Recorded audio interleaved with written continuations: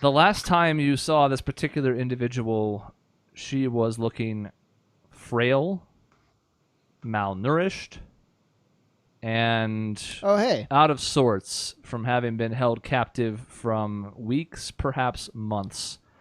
And as Kavis calls Sophia Zamaka to the stand, what you see before you is a stark contrast to the way you left her at the Duchess's house in Harnstead. She looks healthier. She looks much more confident, less timid. Because before, even though she had not been treated particularly poorly in captivity, she was, still pretty shaken up from having been held for so long and not knowing really what had happened to her father, etc. But at this point, she strides into the room with a determined gait. There is a purpose to her being here. She gives... I have a question. Yeah. Does she have the pen dagger on her person? Like, is it in her hair or someplace else noticeable? I will say, since this is something very specific and not this more general approach we're taking, you can make a perception check.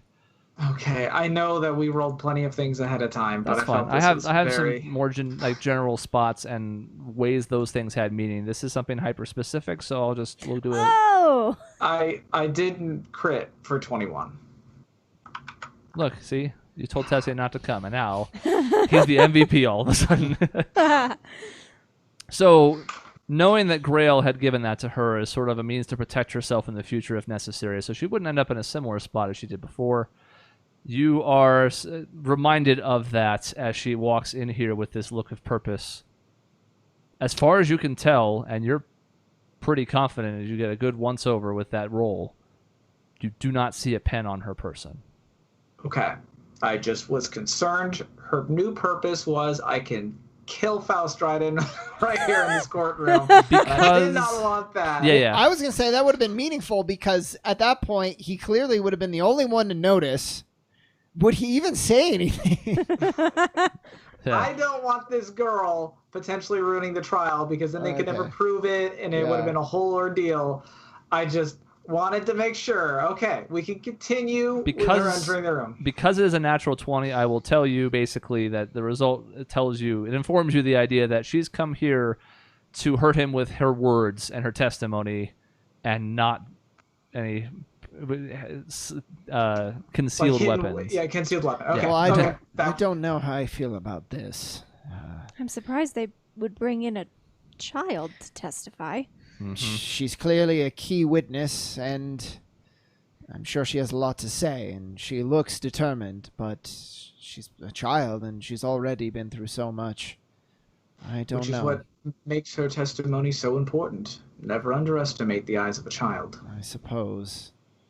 It's drastic measures, but maybe that's what's needed.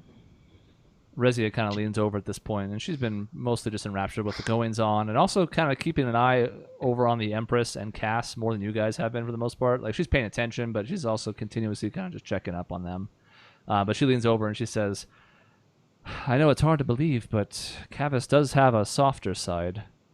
From what I understand, the Empress also had similar concerns, but we checked with him, and he made sure that he was forward, but cautious in the approach to make sure she wanted to do this, and she was more resolute than he expected.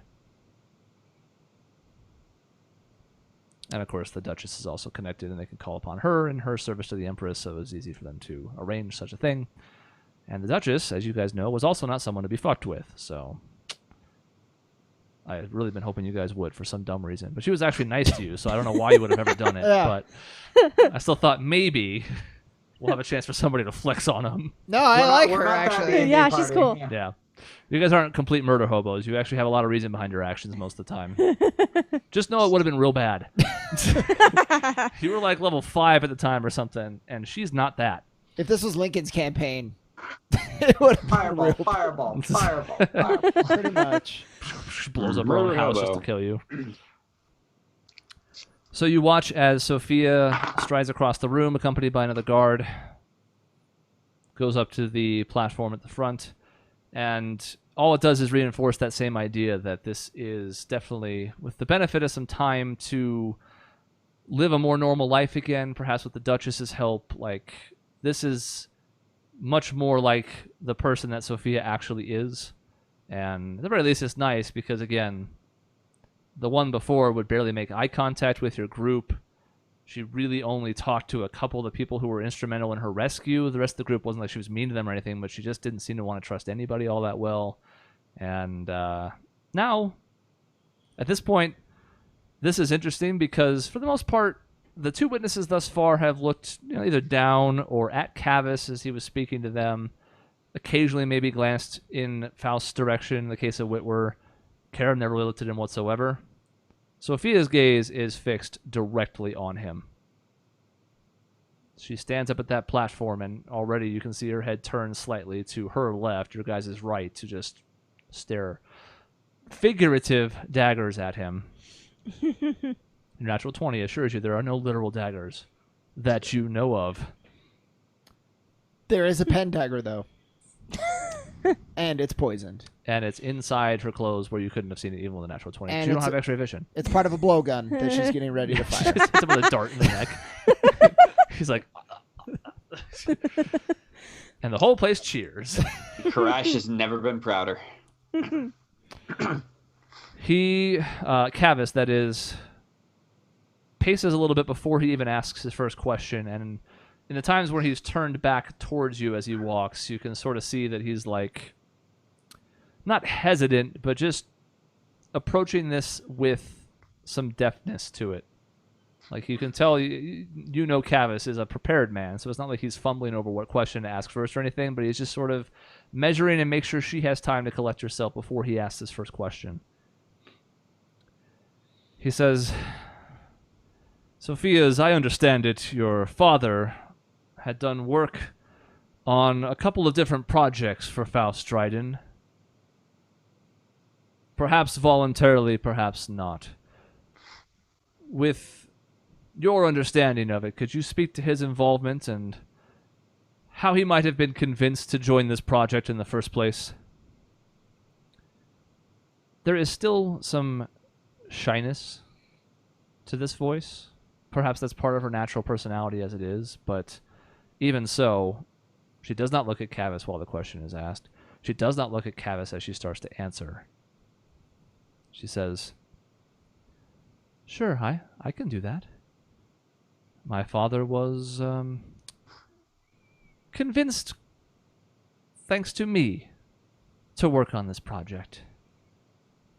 While I did not see Faust Dryden come and take me directly, his men spoke of him frequently, and I seemed to be the incentive to keep him working hard on a project that, well, I guess he needed to make sure he made the deadline on for some reason. I never did really find out why. The guards were usually more careful not to speak on it in front of me, but they did speak sometimes about the need to get things finished before it was too late. So he worked on both a small submersible ship, something that could go underwater and not leak or be slowed down by the voyage. It could travel at the speed of a ship on the surface, basically. And then a much larger version of it, which is what they were working on in Lycidian, where they were keeping me.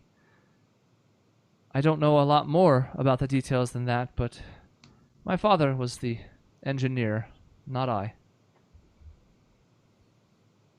Cavus kind of gives her a nod, and his tone has softened a little bit, at least relative to Cavus's standards. He still sounds like that firm dad figure, but it does seem like he's trying to go easier on her, certainly than, say, Witwer, the first witness. He says, During your time in captivity, were you ever mistreated? Were you harmed by the men keeping you? And what were they doing to make sure that you didn't leave? If this is too much, I understand, but if you feel up to answering, please tell the court what your captivity was like. She says, I don't have much to compare it to. It's not a situation I've been in before, but I suppose at the very least I wasn't mistreated. I had minimal clothes, but had enough food to survive, was never hungry. I occasionally got a book to read or something for entertainment. And the guards, to their credit, never hurt me, threatened to hurt me. But it was also clear that they had weapons and I did not, and I'm not sure what I was supposed to have done. He says, No, don't misunderstand. I'm not saying there's something you should have done while in captivity. I just want to make sure that we establish that you weren't being hurt. You were just being almost held ransom of sorts. And she says, It seems that was the case, yes. It was only when a group of brave souls were able to help rescue me, and she looks over. For the first time, her gaze breaks from Faust and looks over in your direction behind the prosecution's table. Give her a proud nod. She says, These brave souls were able to come get me, and I am thankful to them for that. I hope I expressed it at the time, but if not, I will do so now, on the record, that they were able to get me out of there and someplace safe. I am not sure how they found me, but I am glad they did. Even though my time in captivity was not that bad, it was much nicer to be free of it and get back to the outside world to some extent. I'm going to awkwardly wave.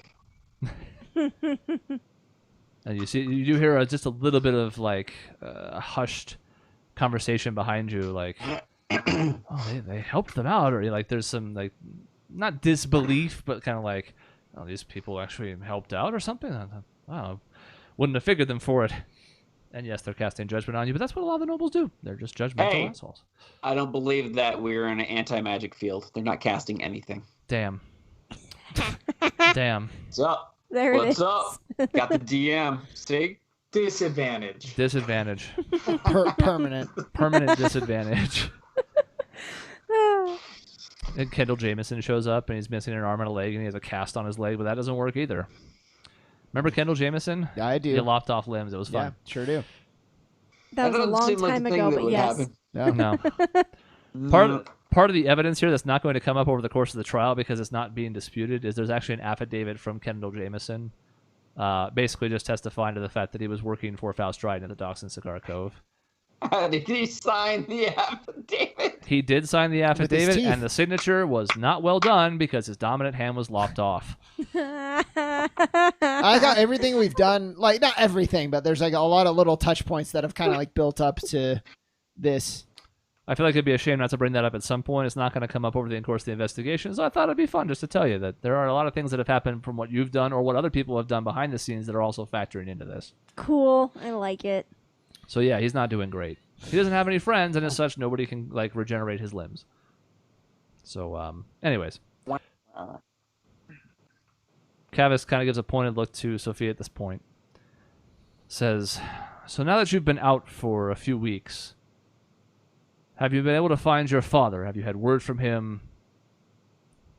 What's the status of that now that this operation he was working on is supposedly finished? She says, I have not heard anything from him. The Duchess in Harnstead has been trying to help as best she can. She's decently well connected, especially in the area where we live and inside of her city. And she even accompanied me to Rose Lake just to see if there was any signs that he had been back to the house recently. She felt it was smart that I didn't go on my own. But there was no sign. The house was, as I remembered it, if not a little messier, but there was dust on some of the shelves and the surfaces, and the front door opened more slowly, like it hadn't been opened for a long time. And he used to send me letters when he could. I had thought perhaps even if he couldn't be at the house himself, maybe there would be some kind of correspondence there waiting for me. As far as I could tell, there was nothing. So, And she's been looking back at Faust this whole time for this. So I don't know what has happened to him, but I sure would like to find out. At this point,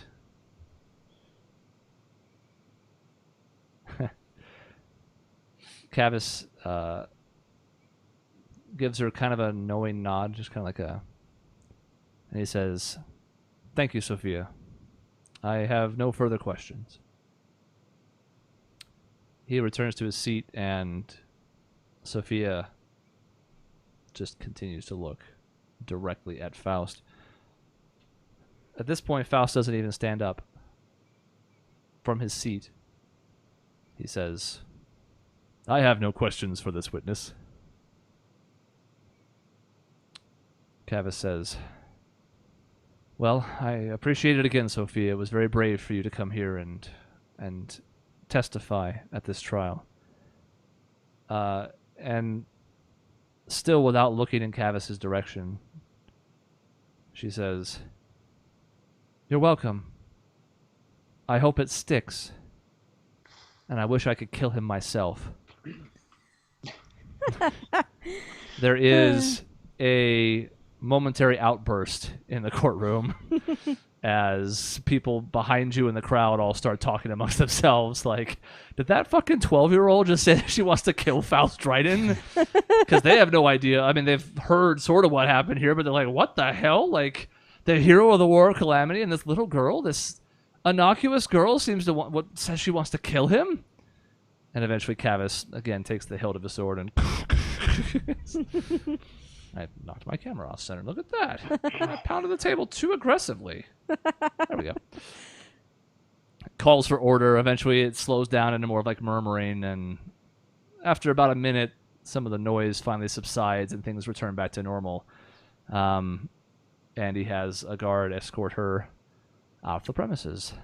Well, I have to hand it to them. I wasn't sure about that call, but it was clearly effective.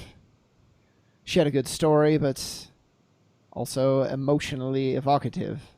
You need both for a good court case. It's a good call. As I said, children are unbiased and innocent in their own way. You're not going to believe she has a political ideology or drive or reason to hate him. You believe that if she hates Faust Dryden, he deserves it. The uproar from the courthouse was testament to that. She might just prove to be the ace in the hole we need. Cavus takes this opportunity to call his next witness, Aurora Boreae.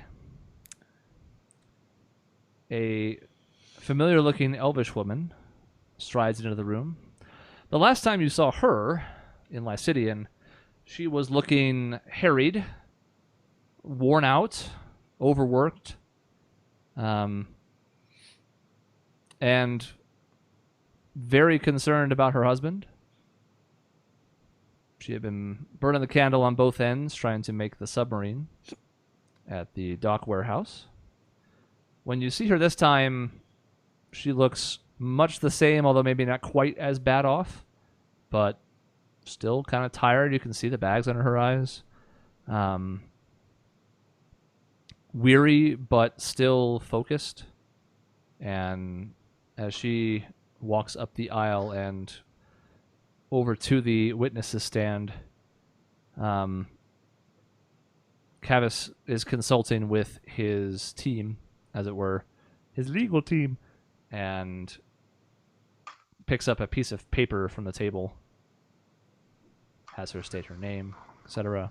I'm Aurora Boreae. I am an engineer who worked at the docks in Lycidian on a project recently. At Faust Dryden's behest is the way she puts it. So after that initial information is established, Cavus says, "So you were working on the larger version of this submarine that we just heard from Sophia's testimony. What compelled you to work on such a project?" And Aurora, at this point, is sort of staring off into space, really not looking at anybody in particular. Seems both weary and wary to some extent. But instead of looking at Cavus or Faust or anybody in the gallery or the Empress, she's just kind of like looking up and off as she recalls these events. Says, well, as the chief engineer, my expertise was considered necessary for the completion of this project, and while I received what I would say generous financial offer to come aboard on the first place, I didn't think it was something I wanted to be associated with. So I turned it down. And a few days later, my husband disappeared. And at that point, it was suggested to me that perhaps I should reconsider my involvement. And I did so. Cavus taps the paper, as Phoenix would, drums his hand against the paper, ruffles it, says, we have a bit of evidence here that suggests that perhaps he had been taken. For the court's benefit, it is a note from Faust Dryden to his son, Isaac, that talks about small talk and some other things, but at the bottom, after he has signed it, and the signature does match from what we've seen, says, say hello to Keith to me, for me. Nice fellow. And for the first time, you get an objection out of Faust Dryden. Yeah. Objection! He says, I object to this. You're reading into the evidence without proof. I actually do think Keith is a nice fellow. Either way, this is ridiculous. And from the back of the room, the Empress says, your objection is sustained. Stick to the evidence, please, Cavus. He just kind of looks towards the Empress, gives her a nod. Says, very well. Miss Moray, if you would, what was the suggestion that was given to you when you were asked to work on the project the second time? She says, well, it was made clear to me that if I didn't cooperate, my husband might not return. Now, Faust Dryden was never present for any of that, so I can't say for certain that it came from him, but I am quite certain that it was he who ordered the work on the submarine. So I cannot directly link the two, but at the very least, I think the A to B to C makes a lot of sense here. Faust doesn't object to this particular line here. Cavus says, in my own investigations, I started to look more into what this submarine might be used for. Now, as a person with considerable information about this project specifically and the field itself, what do you think the purpose of this submarine is? What might it have been built for? What, if not maybe a specific purpose, what were the capabilities of this new ship, as it were? She kind of pauses for a second, thinks for just that moment, says, well, I can tell you what I think myself and what I've heard. I do know that I have seen plating like that before. It's made up of this sort of metal polymer that blocks magical effects. I once worked on something similar for Lorraine de Grey, for an individual project she had me work on, kind of a freelance opportunity, but it was meant to protect the contents of the interior against scrying magic or attack magic or things that might try to breach the inside. I don't know what that purpose could be for such an effect, but I'm fairly confident that's what it is meant for. As far as what the ship could do once it was finished, I did once overhear guards as they were transferring shifts in the warehouse that its next location was to be Fort Cross once it was finished. What that could mean, I'm not quite certain, but it stands to reason to me that if you were going to use it to attack people with magical abilities, that Fort Cross and by proxy Waychester itself could be at risk. Maybe even the Empress herself. And Faust again slams the table, objects, says, "This is speculation at best. She couldn't even possibly know the purpose, even if she were on the right track." And the Empress says, "Now, Margrave Dryden, she is an expert in her field. Her testimony will still count towards the record, even if it is listed as speculation. As a learned member of her field, she is entitled to speculate on what the purpose could be. Your objection's overruled." And he kind of sits down in his chair and...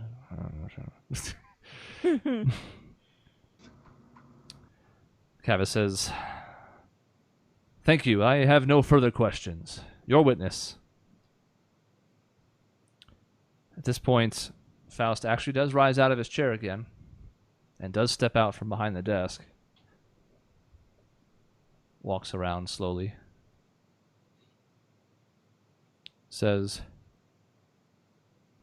"Is it not also possible, Miss Boré, that there were other perfectly reasonable explanations for a submarine like this that could block magical effects, which I will admit is the reason behind it? That it could be used to keep its own occupants safe in light of some kind of threat?" And Aurora kind of considers the question for a second, and knowing that she is under oath of sorts, says, "Yes, that is a possibility as well. Could be that the possibilities are one and the same. Maybe it was for both purposes, or some other one that I haven't thought of or foreseen, but sure, your possibility, your suggestion is a hypothesis that could be true. But I maintain what I heard, and that I do think what I've said is the most likely course of action." And seemingly satisfied with having gotten that on the record, Faust says, "I have no further questions," and returns to his seat. But he's finally asked one. And he's engaging with the witnesses. That's growth. It's real personal growth. Right in front of our eyes. As a defendant, yes. Cavus says, "Because the defense has chosen to represent itself, I will have the opportunity to raise questions over the course of the defense's presentation as necessary, and seat him on the stand afterward if I deem it necessary. But for the time being, I have no further witnesses to call.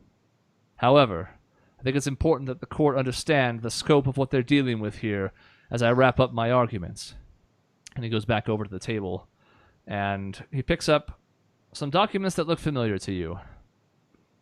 Specifically, some blueprints that had been wrapped in a special tube that you found in Faust Dryden's occupancy.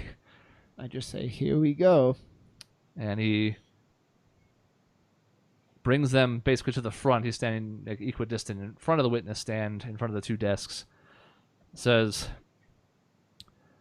"Over the course of our investigation, with assistance from allies also helping the Empress, we discovered that Faust Dryden seems to have been working on two particularly troubling projects. One, the submersible that's already been testified about, and we have some of the..." And he pulls out one of the blueprints. "Some of the inner workings behind it. Not its purpose or its plan, but the fact that it does indeed seem to be magically resistant, and that it also had weapons capabilities. But perhaps most damning of all is this other blueprint," and he slides the one behind the other. Even he pauses for a moment, just seemingly caught by the weight of what he's seen. He says, "This here is a blueprint for a smaller, portable version of the mana cannon." And immediately you get that same outburst from the courtroom. Because although the nobles, once again, are not especially in tune with what's going on around them, they live a more carefree, lackadaisical life. That's a name they've heard of. How could they not? And eventually, Cavis kind of gives a look to somebody over at his table who pounds on the table, trying to get people to quiet down. He says, "We do not know exactly what Faustridon might have been planning with this. In our attempts to question him leading up to the trial, he was tight-lipped about what any of this might mean. Said he would speak on it only at the official proceedings. But I will tell you this. The bigger version of this particular weapon did untold damage before. And while I don't think the smaller version has the same capability, if they were produced in higher quantity or used in very specific ways, I have no doubt they could be just as devastating.